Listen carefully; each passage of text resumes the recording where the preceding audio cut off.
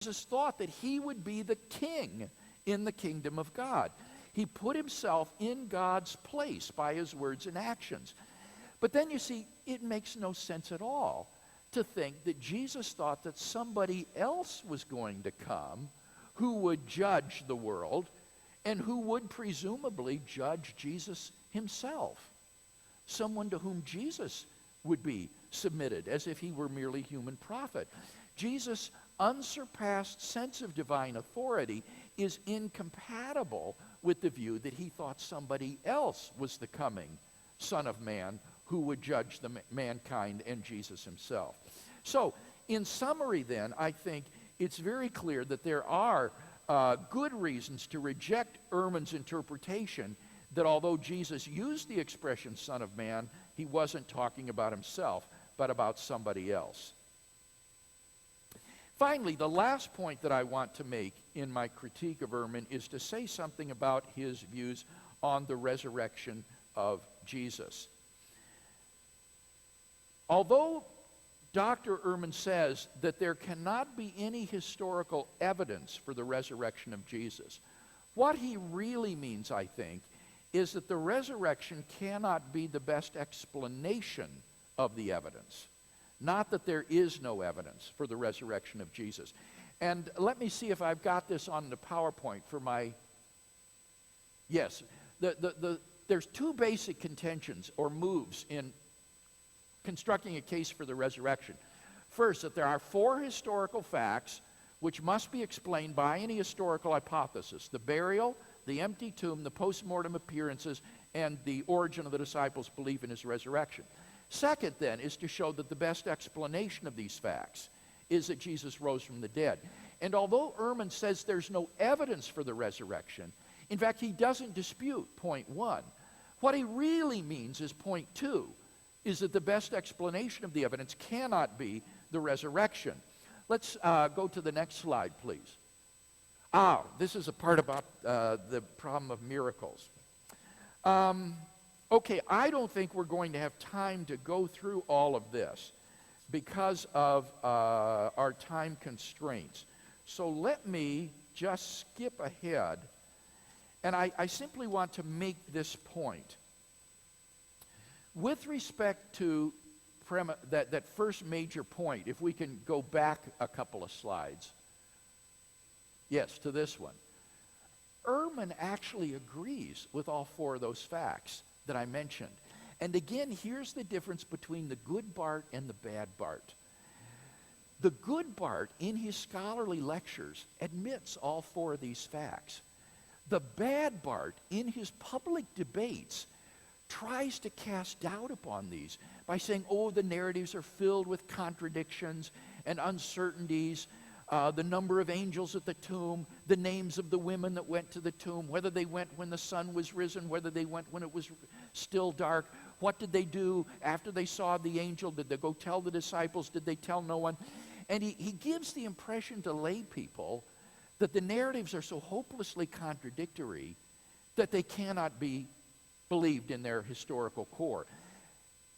And I lost all respect for Bart Ehrman, frankly, when I saw in public debate how he deliberately and deceptively tries to mislead laymen about this. Because in his scholarly work, the good Bart knows that despite these inconsistencies and contradictions, nevertheless, the core facts that I have listed are credibly established. Here's what Bart Ehrman says in his lectures on the historical Jesus with the teaching company. He says, there are a couple of things that we can say for certain about Jesus after his death. We can say with relative certainty, for example, that he was buried.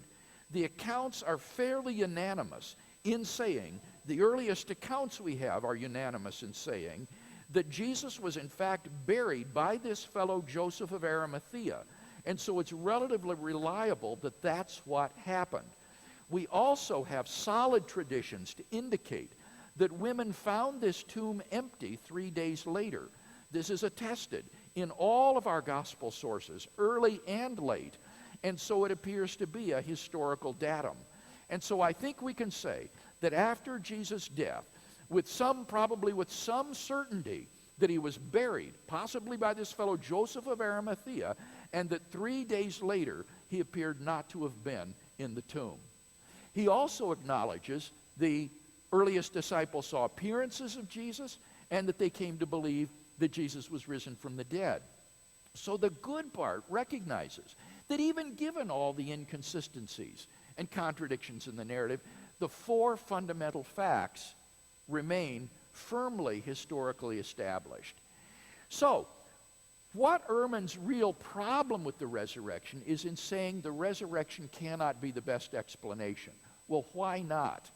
Well, the reason is because the resurrection is a miraculous explanation, and he says historians cannot adopt a miraculous explanation as the best explanation. Now, how can I handle this best here? Let's go to the slide that is called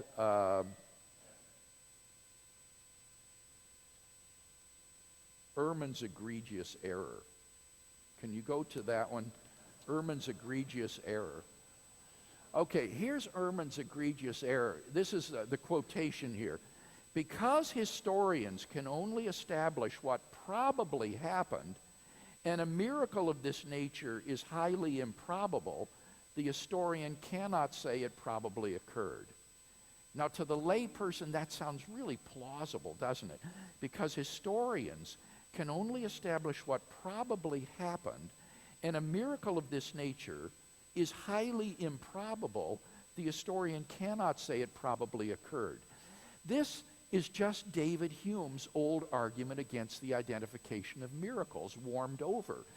And the fallacy is this, that the only factor he considers in assessing the probability of the resurrection hypothesis is in red, the probability of the resurrection on our background information, B.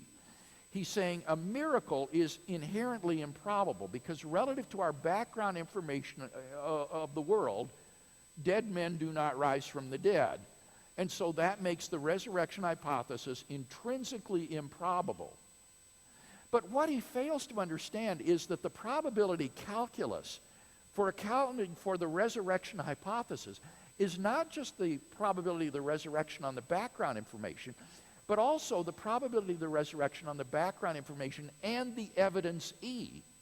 And the evidence E will be things like the empty tomb, the post-mortem appearances, and the origin of the disciples' belief in his resurrection. And so what Ehrman concludes is that because the probability of R on B is low, therefore the probability of R on B and E is low. And that's just mathematically, demonstrably fallacious. It only considers one factor in the probability calculus.